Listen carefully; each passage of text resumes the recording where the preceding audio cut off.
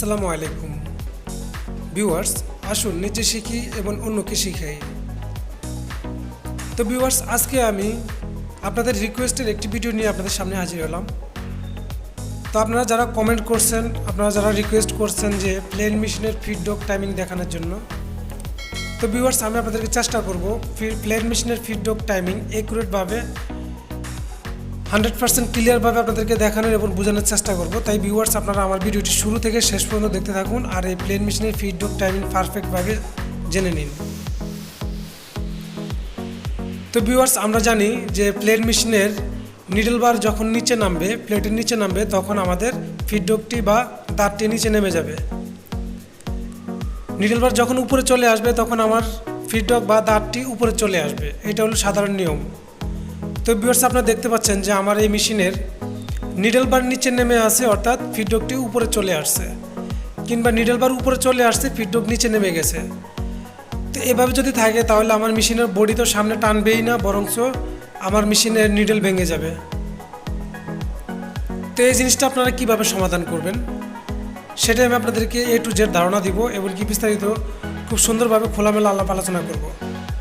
তো ভিউয়ার্স, আমি সবসময় আপনাদেরকে ভিডিওতে অ্যাকুরেটভাবে দেখানোর চেষ্টা করি, তাই আমার ভিডিওটি অনেক সময় লং হয়ে যায়। তারপরেও আপনারা ভিডিওটি শুরু থেকে শেষ পর্যন্ত দেখার চেষ্টা করুন আর অ্যাকুরেটভাবে পারফেক্টলি আপনারা এই ফিডব্যাক টাইমিংটি শেখার চেষ্টা করুন। তো ভিউয়ার্স, আমরা পিছনে ব্যাক কভারটি খুলে নিলাম। ব্যাক কভারটি খোলার পরে আপনারা দেখতে পাচ্ছেন যে ফিডব্যাকের যে ক্যামটি, অর্থাৎ যে কানেক্টিংয়ের উপরে একটি ক্যাম আছে, এটা কানেক্টিংয়ের ভিতরে থাকে। এখানে একটি গোল একটি ওয়াশারের মতো আছে, যে ওয়াশারটা ভিতরে টাল বুশের মতো। তো এখানে আমরা যদি নাটটা লুজ করি, নাটটা লুজ করে যদি পুলি ঘুরাই, আপনারা দেখতে পাচ্ছেন যে আমি ড্রাইভার দিয়ে নাটটা ধরে রাখলাম, বুশটি ধরে রাখলাম এবং কি পুলিটা ঘুরাচ্ছি, তখন সেই ক্ষেত্রে আমার ফিডব্যাকের টাইমিংটা আপ ডাউন হবে। তো আমাদেরকে খেয়াল রাখতে হবে ফিডব্যাক টাইমিংটা যখন আমরা করব, আমরা পারফেক্টলি আমরা ফিডব্যাক টাইমিংটা করার চেষ্টা করব। সেক্ষেত্রে কীভাবে করতে হবে আমি আপনাদেরকে নিয়মটা জানাই দিচ্ছি। তো প্লেন মেশিনের ফিডব্যাক টাইমিং করতে হলে আমাদেরকে প্রথমে খেয়াল রাখতে হবে যে আমাদের নিডেল যখন উপরের দিকে উঠবে, ভিতর থেকে প্লেটের নিচে থেকে উপর দিকে উঠবে, তখন সেই ক্ষেত্রে আমাদের নিডেলটা যখন প্লেট আই পজিশন বরাবর যখন আসবে, তখন আমার ফিডব্যাকের পজিশনটা ঠিক প্লেটের সমান 0 পয়েন্টে থাকবে। তো ভিউয়ার্স, নামার সময় ঠিক একই অবস্থা। আমার নিডেলটা যখন নিচে নামবে তখন ফিডব্যাকটা উপর থেকে প্লেটের বরাবর চলে আসতে হবে।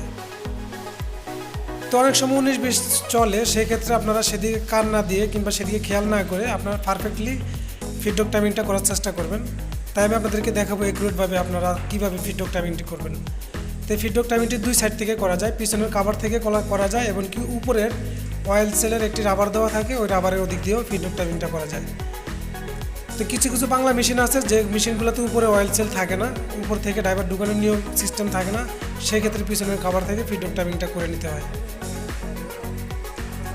তো ভিউয়ার্স, আমরা এই ফিডব্যাকের যে ক্যামের যে নাটটা হালকা লুজ দিয়ে নাটটা ধরে রাখবো এবং কি পুলিটা হালকা হালকা ঘুরাবো। এবং কি আমি যে সিস্টেমটা করব, সবচেয়ে সহজ সিস্টেম হলো গিয়ে আমরা ফিডব্যাকের টাইমিংটা নিডল বার যখন উপর দিকে উঠবে তখন আমাদের নিডল আর প্লেট, নিডল টপ পজিশন অর্থাৎ নিডলের মাথা আর প্লেটের সমান সমান যখন থাকবে, তখন আমার দাঁত বা ফিডব্যাকটা প্লেটের সমান সমান থাকবে। প্লেটের নিচেও থাকবে না, উপরেও থাকবে না। উঠার সময় ঠিক একই পজিশনে থাকবে, এমনকি নামার সময়ও ঠিক নিডল যখন নিচে নামবে তখন ফিডব্যাক উপরে উঠে ঘুরে যখন দাঁত বরাবর আসবে, প্লেটের বরাবর আসবে, তখন আমার নিডলটাও ঠিক প্লেটের বরাবর থাকতে হবে। তো এই নিয়মে আমাদেরকে ফিডব্যাক টাইমিংটা করে নিতে হবে। তো ভিউয়ার্স, এখন আপনারা দেখতে পাচ্ছেন যে আমার নিডলটা যখন প্লেটের কাছে আসে, নিডলের টপটা যখন আমার প্লেটের কাছে আসে, তখন আমার দাঁতটাও ঠিক প্লেটের বরাবর চলে আসে। যখন আমি প্লেন নিডল বারটা যখন উপরে উঠে নিয়ে আসতেছি, তখন আমার ফিডব্যাকটা সম্পূর্ণ উপরে উঠতেছে এবং কি সামনের দিকে ফিডব্যাকটা টান দিয়ে যখন নিচের দিকে নামবে, তখন সেই ক্ষেত্রে নিডলটা যখন প্লেটের গোড়ায় সমান আসবে, তখন ঠিক ফিডব্যাকটাও উপর থেকে প্লেটের গোড়া সমান বরাবর চলে আসবে। এই নিয়মে আমাদেরকে ফিডব্যাক টাইমিংটি করতে হবে।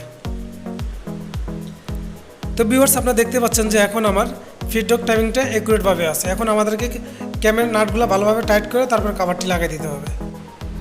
তো ভিউয়ার্স, আপনারা চাইলে প্লেন মেশিনে আমার আরও একটি ভিডিও আছে, সে ভিডিওতে হুক টাইমিং এবং নিডল টাইমিং পারফেক্টলি আমি দেখিয়ে দিয়েছি, আপনারা চাইলে ওই ভিডিওটি দেখে নিতে পারেন।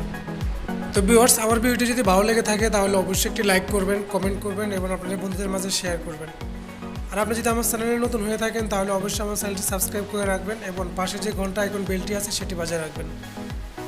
তাহলে আমরা এই ধরনের যে নিত্য নতুন ভিডিওগুলো আপলোড করি সেগুলো আপনার মোবাইলে বা কম্পিউটারে নোটিফিকেশনে সবার আগে পেয়ে যাবেন।